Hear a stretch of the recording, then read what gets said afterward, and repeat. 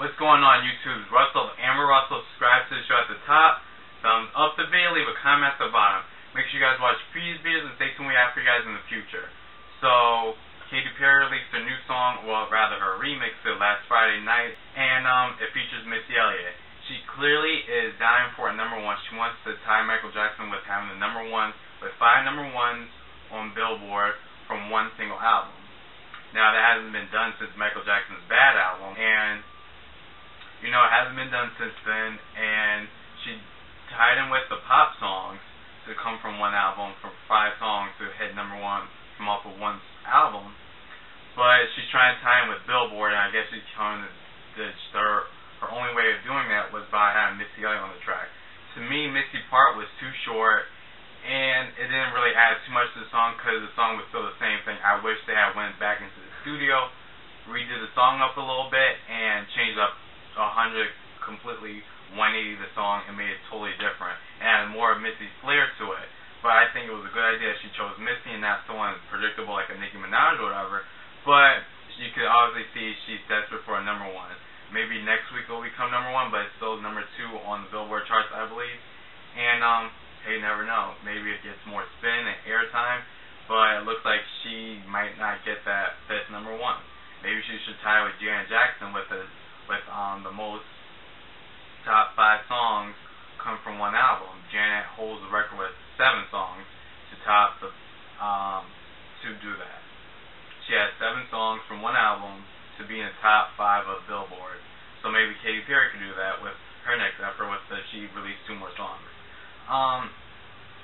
Maroon 5 and Christina Aguilera released a video for Moves Like Jagger. What I enjoyed from the video was the documentary type style that they had in the beginning, and how they had the Mick Jagger interview that was like when he was like really starting up, and he didn't even think that he was gonna make it into the music business this long, and now someone's paying homage to him by recording a song about him and how he performs on stage. What I didn't like about the video is that it was just them really just standing there. It was what the pictures showed of them doing, just standing in front of a backdrop and singing in front of a camera. I wish they had a little bit more of a 60s type vibe to it. Maybe if it was shot more with a fuzzier lens and very old film type looking, look as if it was from the 60s, maybe black and white, a little bit of color here and there, and maybe have a little bit of a storyline between them, have them play 60s characters. But the video overall was decent, and the explicit version had a lot of boobies popping out, so I mean, if you like boobies, you could go watch that one. But the video was good, it was sweet, it was simple, it was a good video to pay homage to Mick Jagger from the Rolling Stones. Otis had a video come out by Kanye West and Jay-Z, and the video was really good. I feel that it was very simple and yet very typical rap music video, but it wasn't typical, sort of. They took the Maybach and they redid the Maybach. I think that was hot because it was basically showing us and showing to all the other rappers who have these fancy cars in their videos. You guys are renting your cars and you just driving your cars. Well, this is our car, and we get to do whatever the hell we want to do with the car, So they took the doors off, they took the roof off, they reconstructed it, made like a Batmobile type thing, and it looked like they were really enjoying themselves, and they were having a really fun time making that video. Jay-Z looked really happy in the video. They looked like brothers performing with one another, and when they were singing in front of the camera, they were tapping each other's shoulder off, saying, "It's my turn." It just looked like they were just having a lot of fun and enjoying themselves. I like when Jay-Z had his hand on the ground and the sparks were flying up. I enjoyed how simple it was and how sort of late 80s type, early 90s rap video it was, and how grungy it was, sort of, and how laid back it was as well. And yet it still had like the typical stuff from rap videos, had the girls in it. They weren't overly sexualized in the car, and yet it was still just a nice fun video, and it was really just them having fun together. It's good to see that they were having fun. One thing I gotta say though is that I wonder if they're gonna be performing at the 2011 Video Music Awards. We all know that when Chris Brown performed at the BET Awards last year, Kanye, Jay-Z, Rihanna, nor Beyonce, neither of them showed up. And there was rumor that Jay-Z's like saying if Chris Brown's gonna be at the award show, then he's not going going to be there and Beyonce's not going to be there and the rest of the gang is not going to be there. So I wonder if that's still boycott still going on since Chris Brown's going to be performing there.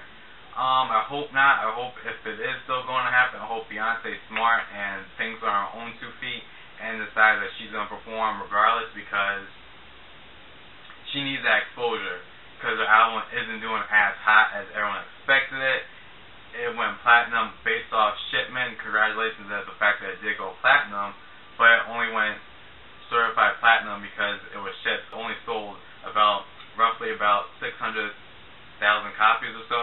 So this is a great exposure for her to a larger audience, and she can perform any new song that she wants to, as well as the next time there's going to be a big award show is going to be the American Music Awards, which is going to be in November. So to me, that's too long of a time to wait. That's too much of a gap from her album release to this new album to the next award show for her to be performing at a large scale.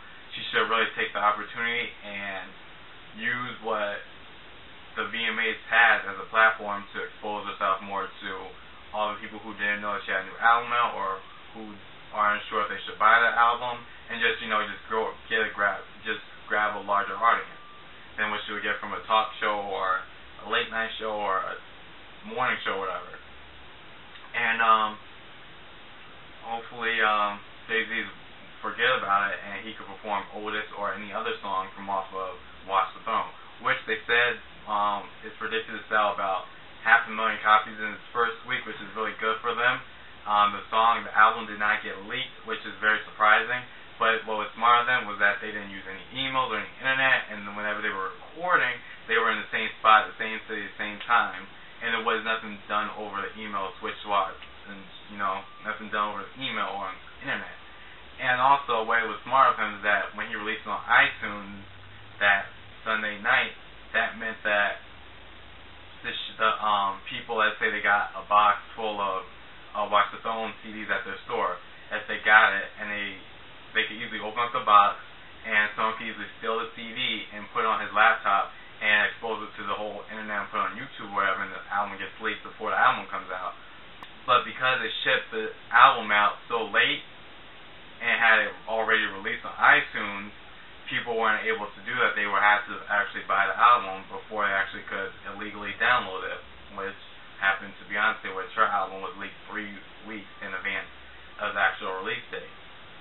And also about the 2011 Video Music Awards, there's a new category. I was not aware of this, and I was shocked that they added this, but it was video with the best video with a meaning or whatever. I think this is a BS category, just to honor some more people, just to give Lady Gaga another chance to win and give other people another chance to win. I think, if anything, this should bring back some of the older award categories and not create something new for someone else to win.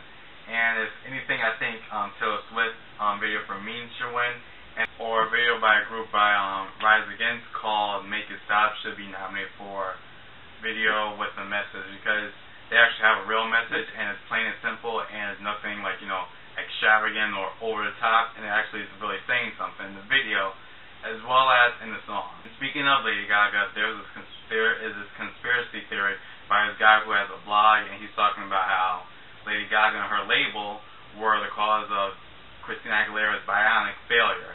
Now, a lot of people might disagree or agree with this, but there is some truth behind it. Now, I don't know how much Lady Gaga is involved with it, but from what they're saying is that Christina Aguilera's first song had a lot of call-ins and had a lot of airplay its first week. The second week, the song just went nowhere. They said that the song should have been a huge hit and that it should have taken off, and it was one of the most highest played songs or requested songs on the radio for that time. And for the first week it came out, it should have done really much better than what it was said. Also, there were a lot of people in Lady Gaga's team that were on her side who were giving bad publicity to Christina Aguilera. Nonetheless, it didn't help how Christina Aguilera's attitude was, and the fact that she was on this huge break and her fans sort of, drifted off and outgrown her or whatever. But, and now, there's lots of different stuff, but they said the song had a high. The first week the song came out, out for Not Myself Tonight by Christina Aguilera is that it had a lot of people, buzzing about it and talking about it. And the song should have done much better on the radio because it was one of the highest played songs that first week. And if you notice, the song really disappeared off the radios after the first 2 weeks or so it was released. Also, a lot of people were on Lady Gaga side as far as the press and the different blogs. And this guy also said that he heard a recording of a conversation between a couple other people, and they were saying that they had to have people work the phones and do radio call-ins and say that they don't like the song, as well as have people work the blogs and have the blog say, we can't, don't like Christina Aguilera and bash her. This person also said how Mariah Carey paid off reporters to go to Madonna's concert and give it negative reviews. And they did give it negative reviews no matter how good the concert was, so that just goes to show how someone could be so manipulative to other people's careers. And it's just sad that, because, Lady Gaga's team also did that with Beyonce, with the Rule the World, went the Twitter thing, and so this just goes to show how shady Interscope is, and maybe it might be true, I'm not sure. And again, it is a conspiracy theory, there's no truth behind it too much, it's just a bunch of facts that just might happen to lead towards Interscope interfering with Christina Aguilera's success and making her Bionic album fail on the charts. So, this weekend, Kim Kardashian is finally getting married. Again, why are we making such a big deal about her wedding? She already was married once before she got divorced. And this is all just a publicity stunt. If she wants to get married, that's fine with her. But I don't understand why she's having such a huge wedding with this huge amount of money when she made a single that was for charity, and it probably make no money for that charity that, I don't know what the song's called. And, I don't get it, and this guy's really lucky because if there is no prenup, he's going to get a huge cut of her money if they do divorce, as well as he's going to get a little bit more famous. People are going to start buying his jersey more, so he's going to, at the end of the road, so he in the long run is going to really, be successful in his marriage because his name's going to get out there more. There's probably going to be a Kim and Chris TV show on New Jersey or whatever, and I'm just waiting for E to have that show come on. And I'm just really surprised that she had her invitations on the internet. She just seems like someone who tries to act as if she doesn't like the paparazzi and stuff, and yet she exposes herself so much to them. She loves them, but she acts like she hates them. I don't get it. And last but not least, about the 2011 VMAs, I don't get why Kreayshawn was nominated. I always wonder why didn't Will Smith getting the nomination. With My Hair was a much more popular and much bigger song than that Gucci Gucci by Kreayshawn. With My Hair had a lot of older females, scared to come out with music because Will Smith was, doing what she was doing, and she was doing it 10 times better than half the girls twice her age. And also Jessie J, a lot of her music videos were doing pretty well. I don't understand why they didn't nominate her there neither, but they nominated Kreayshawn. I don't understand why she's so famous. There's nothing special about her. She's a horrible rapper. She's a joke to the rap community, and I hope no success happens towards her. And she just seems like she's really fake and phony when she gets on to the interviews and stuff. But hey, that's Kreayshawn, and that just happens when you're someone different and you're doing something that that's just what happens when you're in the minority of something that's totally done by a totally different group of people. She's a white female and making rap music, which is predominantly black male, so she stands out a lot more than average chick, whatever, or average dude, or whatever, that's rapping really well. I just think it's sad though that she's getting all this exposure when there's plenty of other white females out there and other black females out there. There's other females in general out there who could spit so much better than her, and yet they're not getting all that exposure because they're not different or looked at as different. They're, just a regular any old body, but because she is a white female, she's getting more exposure than the black girl on the streets, on the corner, rapping 10 times better than she is. Anyways, this is Russell, AmbeRussell. Make sure you guys subscribe at the top, thumbs up the video, leave a comment at the bottom. Make sure you guys watch previous videos, and if it's your first time watching, subscribe to the show, and make sure you guys always thumbs up, and tell me what you guys think about it in the bottom of the box, in the comment box, and thanks for watching. This is Russell, AmbeRussell.